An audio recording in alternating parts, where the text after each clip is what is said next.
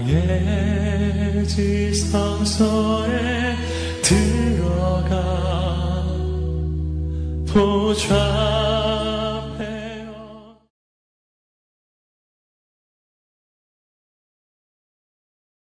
오늘도 여러분 새벽에 잘 나오셨고요. 어제도 참 중요한 말씀, 일꾼의 의미를 우리가 묵상했고, 오늘은 이 고린도전서 5장 말씀 속에서 이미 제가 말씀드렸듯이 고린도 교회가 성장하는 과정 속에서 이런저런 많은 문제점이 있었다. 그래서 오늘날 한국교회 문제점들을 해결하기 위해서는 고린도 이 전후서가 하나의 좋은 교본이 되고 텍스트가 되어야 한다라고 하는 말씀을 드렸잖아요. 이미 묵상했듯이 고린도 교회 안에 교회가 성장하는 과정 속에서 이런저런 사조직들이 만들어지기 시작합니다. 바울파, 아볼로파, 게바파, 그리스도파, 이래서 분파들이 만들어지게 된 거, 이것이 교회의 큰 문제고, 또 오늘날에도 성장하는 교회들, 큰 교회들의 문제점 중에 하나이기도 하죠. 여전히 이런 문제 그대로 일어나고 있는 게 사실이고, 또 오늘 이 고린도전서 5장 안에 나타나는 문제는 바로 뭐냐면 도덕적이고 영적인 해이, 도덕적이고 영적인 타락, 이 문제예요. 오늘날에도 똑같이 교회 안에 일어나고 있는 그런 문제죠.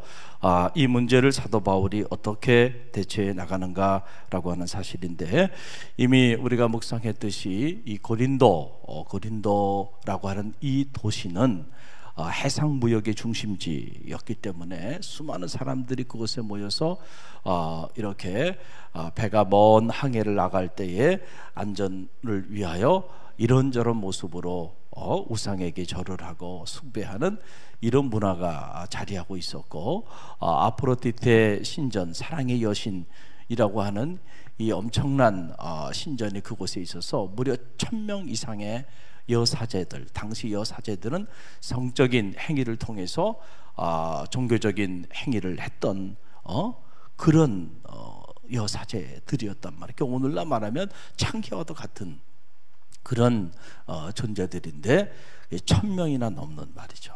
그러니까 경제적으로는 부유했지만은 영적으로는 아주 타락한 도시가 고린도라고 하는 그런 곳이에요. 그래서 고린도 조마이라고 하는 말은 이 영적으로, 정신적으로, 육체적으로 타락한 사람들을 칭하는 말로 이렇게 불려주기도 했죠. 그래서 이 고린도전서 5장 안에 보게 되면 이런 일들이 교회 안에도 그대로 들어오게 되는 거예요. 여러분, 언제나 그렇습니다. 교회가 자리하고 있는 그 사회의 그 구조를 보면 그 사회의 환경이 교회 안에도 그대로 소리 없이 스며들어오게 돼 있어요. 그래서 사실은 교회가 이 사회를 변화시켜야 되는데 그 자정 능력을 갖지 못하면은 오히려 교회가 사회화돼 버리는, 이걸 우리가 세속화, 세큘라이제이션이라고 말하는 게 그런 거죠. 교회가 세상을 바꿔야 되는데 세상이 교회를 바꿔버리는 거예요. 자, 이런 일들이 일어나게 되는데, 자, 보세요. 오늘 고린도 교회 내에서 일어난 일입니다. 첫째는 보니까 자신의 아비의 어미를 범한 일이에요. 그러니까 친어머니는 아니겠죠. 친어머니가 일찍 죽고 재혼을 했겠죠. 그래도 아버지의 아내인데 아버지의 아내를 자식이 범하게 되는 말이죠. 그러니 얼마나 성적으로 문란해요. 자, 이런 일들이 있는데, 이런 일들을 고린도 교회가 그렇게 중요하게 여기지 않고 그 문제에 대해서 통한히 여기지 않았다. 다시 가슴을 치면서 어떻게 이런 일이 있는지, 그 일을 행한 사람도 참여해야 되고, 그리고 그 일을 목도한 교회도 이 문제에 대해서 통한히 여기고 이것을 처리했어야 되는데, 그러지 않은 모습에 대하여 사도 바울이 안타까워 하면서 그 영적인 권면을 합니다. 그 5장 1절로 2절의 말씀이 그 말이죠. 함께 읽어봅니다. 너희 중에 심지어 음행이 있다 함을 들으니 그런 음행은 이방인 중에서도 없는 것이라.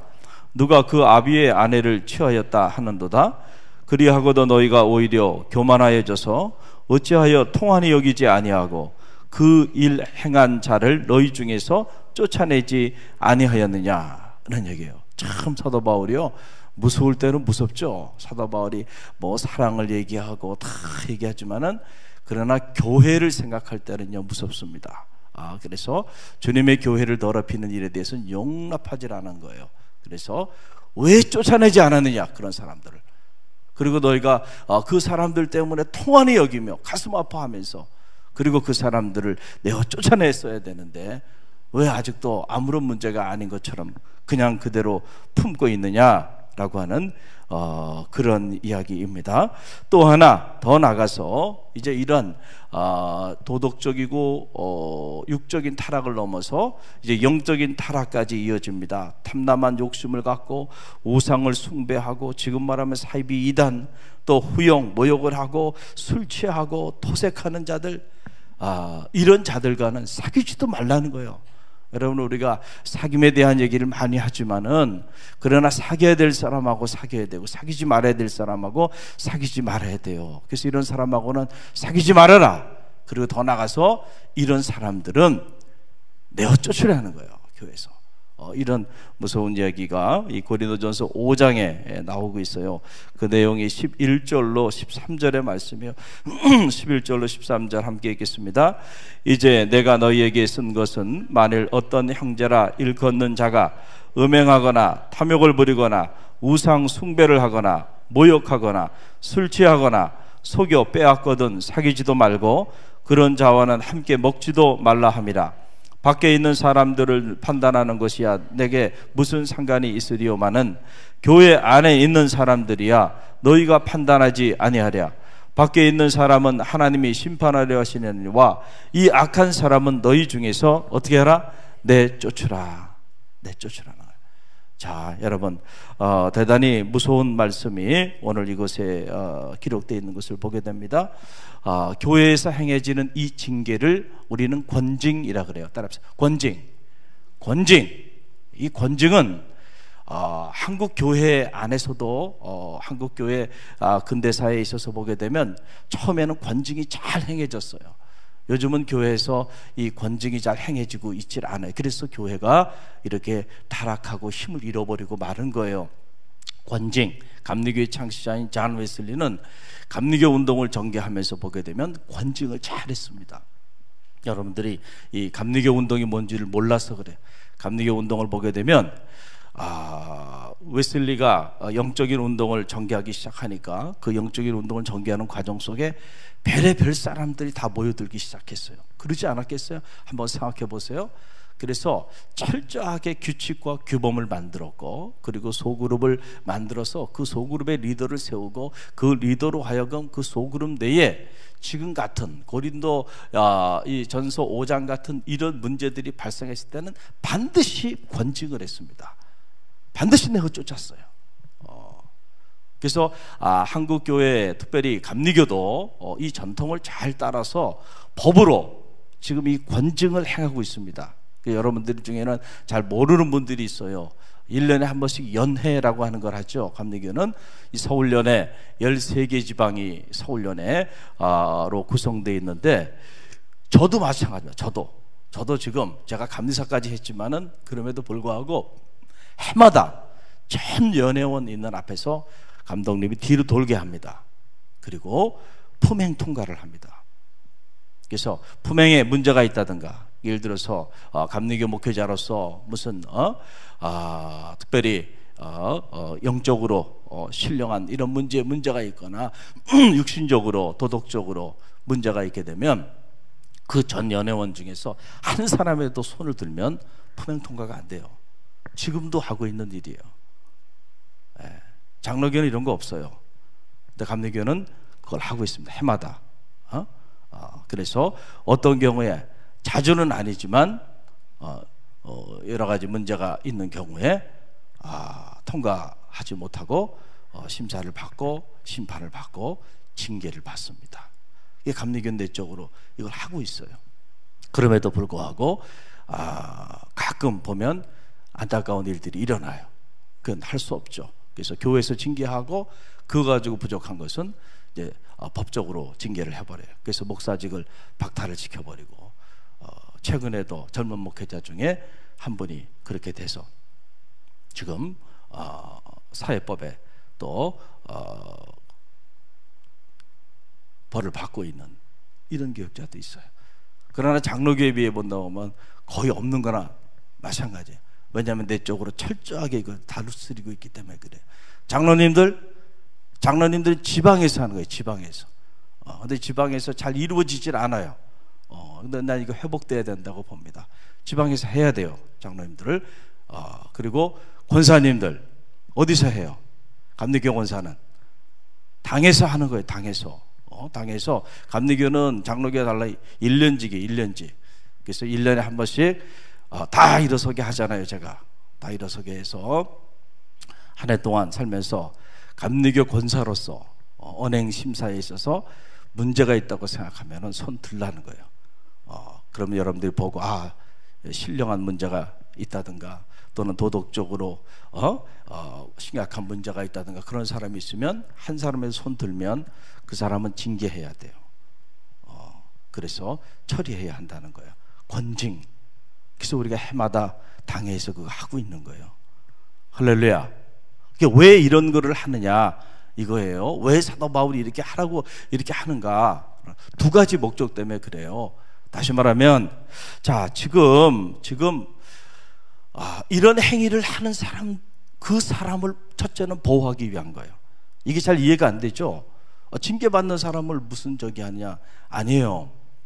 만약에 그 사람이 지금 이렇게 음욕을 품고 음행을 행하고 그 다음에 남의 것을 훔치고 그리고 이단 사설에 빠져가지고 우상을 섬기고 이런 것들 다 자행하고 있는데 그게 뭐 아무런 문제가 없다는 듯이 그냥 그래도 사랑으로 다 품어야지 그리고 다 품어버리면은 그 영혼이 어디로 간다는 거예요? 결국 지옥으로 가게 돼 있다는 거예요. 그러니까 그런 일을 행하는 그 사람이 얼마나 내가 심각한 죄를 범하고 있는지를 깨닫게 하라는 거예요. 그래서 아예 교회에서 출교시켜버리라. 내쫓아버려라. 그러면 자 교회에서 그런 권증을 받게 되면 본인이 생각하기에 본인이 어떤 생각을 하겠어요? 이게 지금 내가 엄청난 잘못을 저질렀다는 생각을 해요 안 해요? 하죠. 그런 사람은 다시 돌아올 수 있는 가능성이 있어요. 그래서 웨슬리도 그렇게 권증을 하고 그리고 난 다음에 일정 기간 유예 기간을 두고 회복할 수 있는 시간을 둔 다음에 그 사람들이 다시 참여하면서 돌아왔을 때 다시 처음부터 교육을 시켜요.